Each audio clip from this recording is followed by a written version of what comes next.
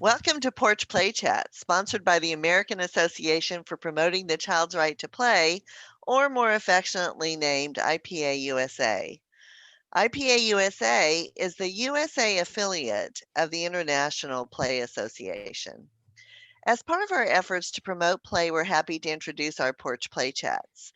And these are conversations that focus on a wide range of topics from experts that are just as passionate about play as we are. You can find the latest Porch Play Chats and learn more about IPA USA by going to our website, ipausa.org. Click on that top right-hand corner, and that will take you to our YouTube channel, our Facebook page, and our Instagram account. We release one Porch Play Chat every Monday, and so you'll be able to stay on track by going to our YouTube channel or the Facebook page to find those latest Porch Play Chats. I'm Deb Lawrence, and I'm the president of IPA USA. And Lisa Murphy will be joining us soon. She's a board member and is doing a gig this morning, so she'll be joining us in a few minutes. And of course, you know that Lisa Murphy is an expert on play and extremely passionate about play. And with us on the porch is Mike Huber. Hi, Mike. Hello. How are Mike you? we're good, healthy so far. So this is good news. Mike is the co-host of the podcast Teaching with the Body and Mind and the author of the book Embracing Rough and Tumble Play.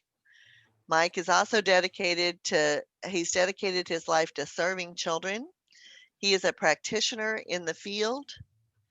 He is an author. He does the podcast and he serves on the board of directors for Child Care Aware in Minnesota and Transforming Families. So, Mike's going to talk to us today about how children use their bodies to explore. Go, Mike. Yeah. Yeah, so, last time we talked, I was specifically talking about rough and tumble play, but I used the phrase that children think with their bodies. Mm-hmm. And that's a phrase I like to use quite a bit, but it also got me thinking about, well, what does that mean that they think with their bodies, right? Mm-hmm. So I was thinking specifically around there's this concept of the learning cycle. I'm really bad at citing things, but Merrick and Cavallo have this idea that children start with awareness, then they explore, then they move to inquiry, and then to utilization. And what I found interesting is it's a similar sequence that physical education uses when they think about children's physical abilities, that they start with pre-control, then utilization, and then proficiency. And so I was trying to think about how those are the same and how those are different if kids really do think with their bodies. And I really do believe that. But at the same time, the whole idea of teaching with the body and mind is that the body and mind aren't ever separate.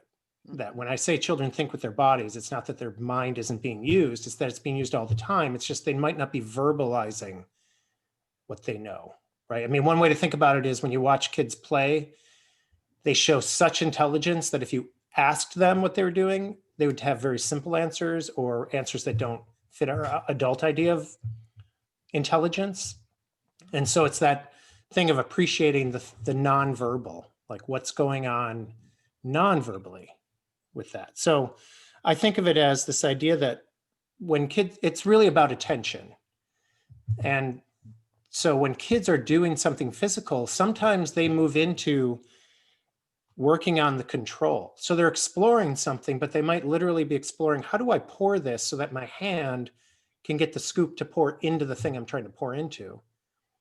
And it becomes less about whatever they were trying to do about the pouring, and it becomes more about their physical control of their hand. And then as they get that down, they start focusing on, oh, now I can get into this too. I could get into other things too. What else could I do? And so part of it's that idea of just noticing children's attention, how it changes, that sometimes it's focused on a particular physical goal. And I guess I'm thinking about Peter Gray's idea of that play is motivated by the means more than the end.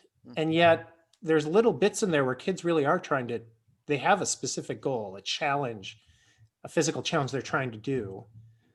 Um, and I don't think I'm disagreeing with Peter Gray, but I think sometimes people lose sight of the fact that sometimes kids really do create a goal, an end to what they're doing. It's just when it's within their play and they're choosing it.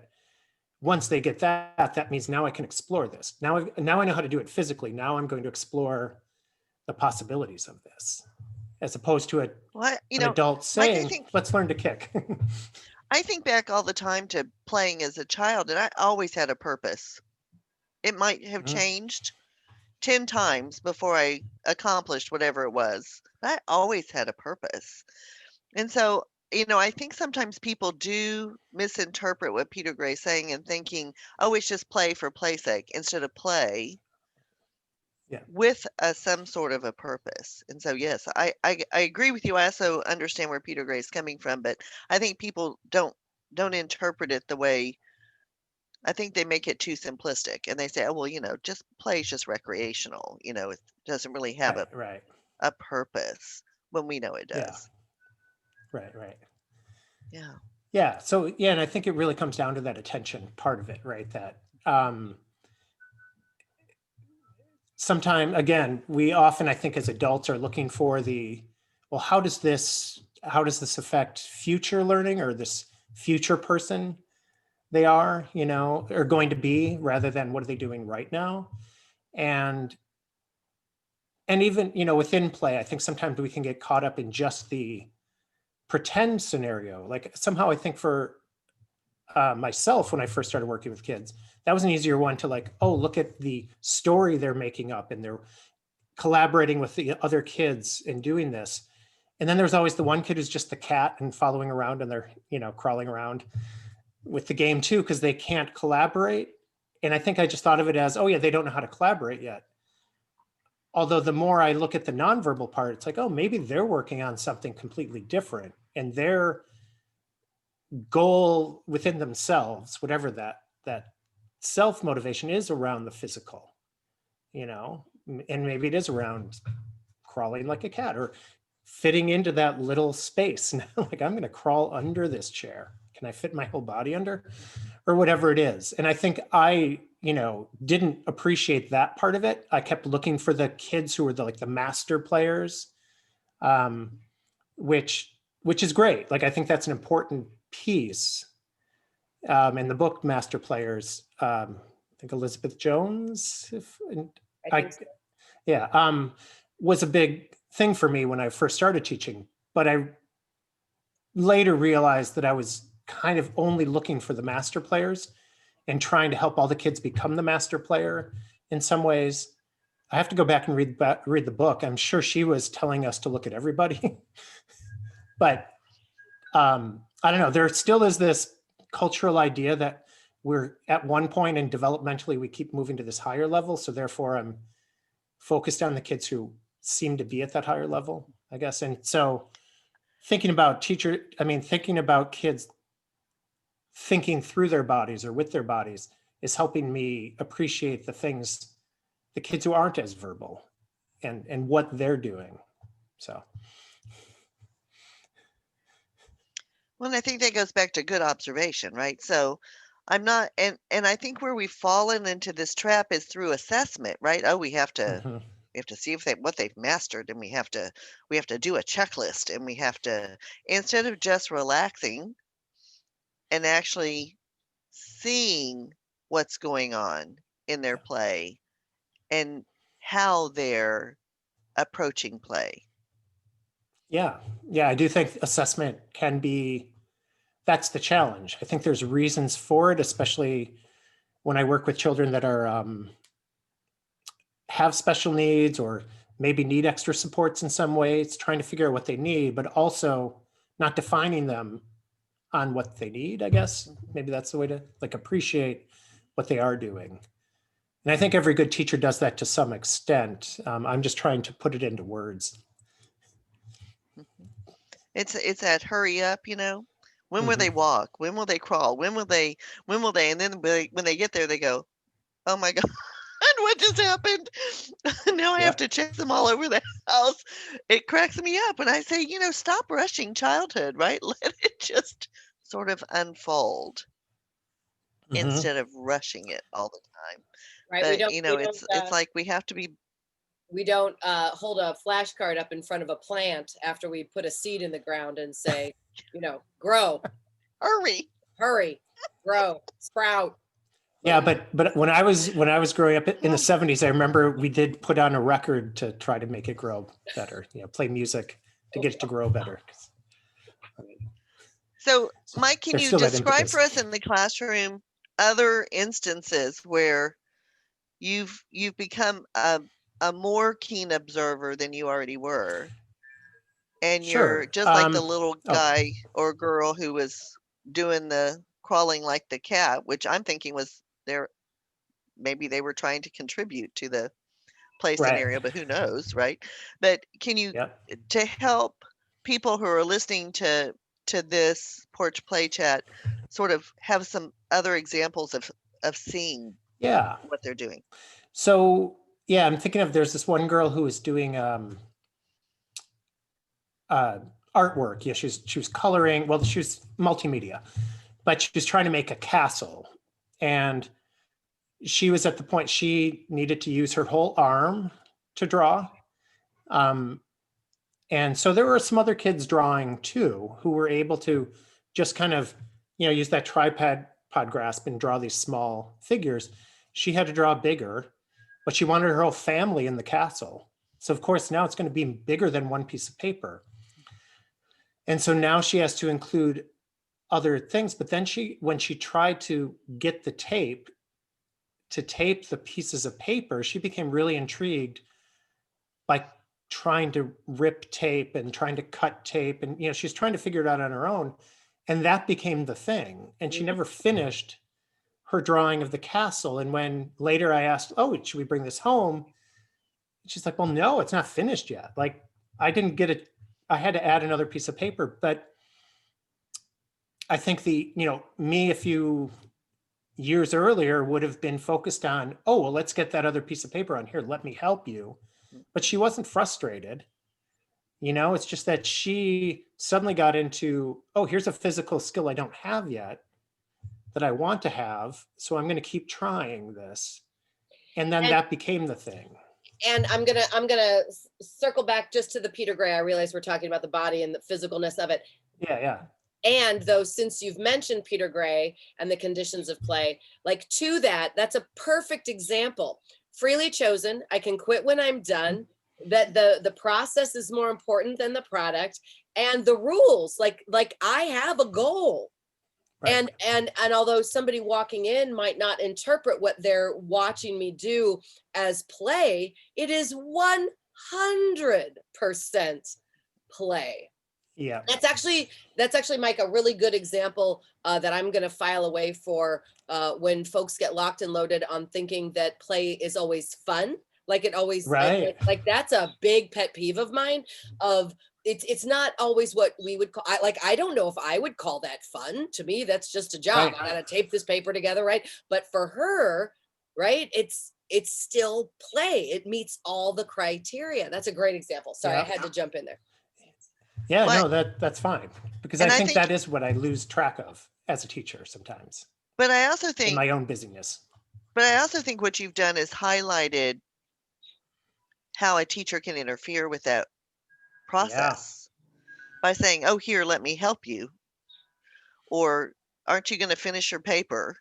Yep. Or, instead of honoring that the child has moved away from the initial purpose and come up with another issue that they're trying to solve. Right. And honestly, a goal that I would argue that is just as, if not more important, because it's a child initiated, child instigated goal. Yeah, this is a beautiful, we could unpack this 1-2 second scenario for the entire conversation. Right. And for, full honesty, I'm sure there were 2 other kids at that same time that I did do that to in some way. Because when there's so many kids, that's the art and challenge of teaching, right? That, oh, I'm really focused on this kid. Now this other kid is starting to cry about something. I'll go in and swoop in because I'm busy. I want to observe this kid or whatever. And so I honestly don't know. I can't say that I didn't swoop in too early for someone else on the same day, right? That just to I be, also think though, children are really good at telling us in one way or Yeah. another, sometimes non-verbally, that we have swooped. And learning how to read those cues Mhm. are definitely a part of the art, as you said, the art Right. of the teaching process. Those little quick non-verbal indicators, the face, how the face shifted or Yeah. the body shifted. You're like, ooh, my bad, and you just kind of Right, subtly remove yourself from that. I think there's an art to that as yeah. well. And I know I didn't like force myself where the kid was like, stop, I want to do it myself, but I definitely, it's that thing of, I remember just that idea that I have to stay in the classroom, at least partial. I'm a coach, so I'm mostly not in the classroom, or I'm not in a specific classroom. But it's, that idea that you'll never get to the point where you can do that for every single child, Right. every single time. So it's always that thing of like, oh, whoops, like I'll notice and step back kind of in the moment. It's like, okay, next time I want to try to not get to the point. But of course, kids also learn from that, right? Like it's like kids don't need everything perfect, I guess, is like, oh, that, Mike realized that, or teacher Mike is how they refer to me, that was, he was in the way, or he was whatever. Well, and the other beautiful part, I think, is that we're not perfect. I think back to when I was teaching and I go, oh boy, I could have done that a lot better, or boy, I wish I hadn't said that at that point in time because I interfered Hey, with. so I get concerned when I run into teachers who say that that's never happened to them. Right. That's a whole other conversation. That though is a concern. Every single person in this profession has a, oh my God, story. And if they say they don't, they're lying. Well, yeah, and I have a We could litany write a of them. book on Before I Knew Better. Before I Knew Better, Volume 1. Yes, Right, volume right. 1, volume 2. I remember thinking how my program was the most perfect preschool program in the state of Colorado, the most perfect. We did everything right, and we did do a lot of things right. But then, and I said, so we're going to get nationally accredited. And I opened the box and went, oh my God, we're not perfect. Well, that's a whole other conversation of equating perfection and quality with accreditation, but we can table that for another time. Yeah. We can, but it was like, oh, okay. So that's when I said, oh yeah. And then you just close the box right back up and I did. I put it spending. as a footrest underneath my desk for 3 months before I opened it again because I was afraid. Oh my. So I'm sorry, Mike. Back to what we were talking about. When do you see children that are using their bodies um in a way of determining about risk? Yeah, it's funny. I wasn't really thinking, I guess in some ways I'm so used to there being risky play that I forget. This is one for a lot of people like, whoa, but wait. Mhm. But yeah, like right now in Minnesota, kids are using sleds where the snow is piled up. And we actually have some natural hills on the playground too that they can sled on. But then we have one of those slides that has the rollers.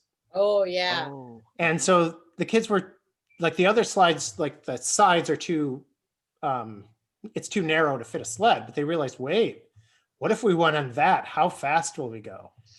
And this was not, I wasn't the teacher, but I was thankful that I work with teachers who, have heard me talk over and over about risk and letting the children assess risk. And as long as you prevent the hazards, the kids can assess the risk. And sure enough, those kids they fly down it. Now, if it was solid ice at the bottom, I think the teacher would have seen that as a hazard and thought, let's slide on the ice right here rather than propelling down into a thing of ice. So for those of you who listening who are, worried about that whole idea, it's like the teacher is figuring out what can't the children assess, and then allowing the children to then figure it out. And there were definitely kids who were like not so sure they were going to do it again. But then watching all the other kids laughing as they did it, that did go back up. It just, they needed, 5-10 minutes in between turns, whereas other kids couldn't do it fast enough, but yeah, there's definitely lots of risk. It hasn't been as icy here. Some years it's like the whole playground is kind of ice, and then it's a different type of risk. Where just getting to the other end of the playground is like, so how do we do it? One classroom, I remember all the kids figured out to crawl across. One child did tell me, well, if there's ice, you walk like a penguin. Oh. And it was just like, yeah, they can figure it out. So they like risk definitely comes up, and especially I'm choosing sledding because it's one that is all about the movement, right? It's and all about the risk, right? Sledding isn't fun if you're not going fast. Like no one's like, can we get a slower hill? So, but it happens in everything. Even if they were just doing some sort of pretend play and chasing around. Actually, there's one classroom right now where the teacher did have me come in. Actually, that classroom is now calling me Coach Mike because I could coach them in rough and tumble because they were just getting a little too kind of running and grabbing each other's heads or what, just these things where they weren't quite, the other person would get upset, but the teacher wasn't sure how to do it. So we just kind of said, okay, looks like we really want to play this way. But I also have noticed people don't like getting grabbed by their head, and that makes sense because you can get hurt, went through it. And then after saying that, they're running around and you could see that they had already figured it out, and the teachers were just sort of like, yep. So part of the game, it was, I don't remember the exact pretend scenario. It was some sort of pirate alien. I don't know. Like not being in that classroom full time, it's a little hard to know what they're like sort of the storyline that goes over days or weeks. But there was something where they were kind of chasing each other. There's a bad guy, good guy thing going on. And they were totally fine with, occasionally bumping into, and you could see if someone went up on a climber, they would start to go up and then they'd sort of ease up or self-handicap, I guess you might say, where they're not actually pushing to the point where a kid would fall. The child themselves is sort of, I got you. They would say it verbally instead of pushing the kid. Whereas when they were on the ground, they would, just knock the other person over. All kids who are part of the game, I should also say, right? It wouldn't be okay to suddenly push over a kid who's not playing, right? But they are clearly, and that was the thing with the teachers, because they were kind of like, is this right? And I said, well, are they avoiding the kids who aren't playing? The teacher's like, yeah. Are they aware of the surroundings? And I think this one was a few weeks ago before we had snow. So there were sidewalks in certain parts. And all but one of the kids was pretty aware of that too. We're getting close to a sidewalk. I can't knock you over. There's one kid who definitely still needed it. And I said, well, so that's the child. Just make sure you're close and remind him because he's not quite there yet. But rather than stopping the play, find a way to give him the one instruction he needs. I always tell the teachers to think of it like tweets. If you're going to give a child instructions, make it short and sweet, just like, here's the little thing you have to change rather than let's stop this game completely. Let's all sit down. Let's talk as a group. I mean, there are times it gets to that point. Sure. But that should be pretty seldom. It should be mostly finding the one thing they could just not improve on, but change to make things safer, make things work for everyone. So, it was great too, to have teachers who trusted the kids enough to just sort of go by me and ask me rather than, helicoptering over, kids who were respecting each other. taking care of each other, but taking care of each other because of they're motivated. I'm trying to remember Peter Gray's terminology, but the mental rules, they're following the rules that they've all kind of agreed on. Even if they don't verbally say them all, they talk about when someone has violated these rules. And so and all we had added was don't grab heads to that rule book. And that definitely I had them help, kind of figure out what was the problem, right? Like I tried to, but it was a little bit me having to tell them, yeah, there's a reason you don't hit heads and necks, right? So, yeah, but just that idea that they are following the rules that they've agreed on, and that the teachers can then,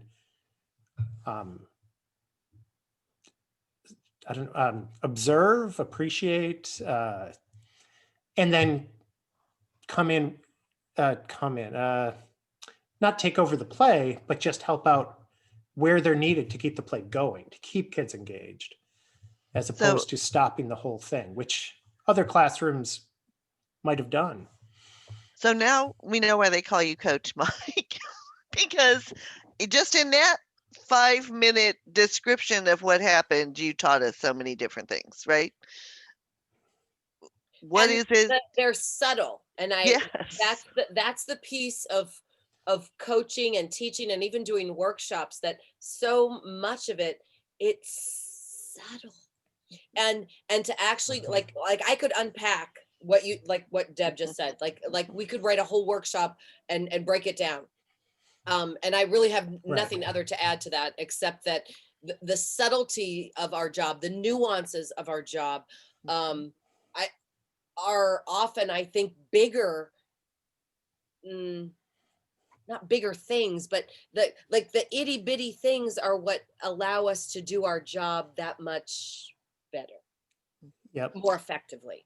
But they're small. They're not the big sexy things. They're those subtle things, like knowing that one kid, I just need to go put my hand on his or her shoulder and be like, hey, scoot back over here. Like that's it. Yeah. That's it. And now everybody is able to continue the whole process of what had been started. But that's all it took. Nobody needed to go to timeout. Nobody needed a lecture. Nobody needed to get into trouble. I just needed a little little nudge, a little guardrail. Yeah.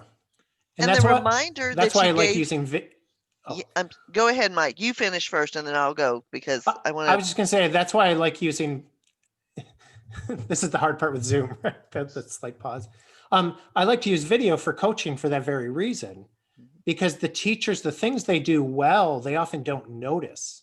Exactly. And so then I'll say, we're going to watch this, find the times that you didn't take over the conversation, but you simply added something and kind of let the child go next, the open-ended discussion, the open-ended questions. And teachers will look at it and say, oh yeah, I did do that. Because they'll be focused on the thing where, oh, the kids weren't listening to me, but look over here. Before you got to the point, they were following exactly what you're doing because you were talking with them, not to them.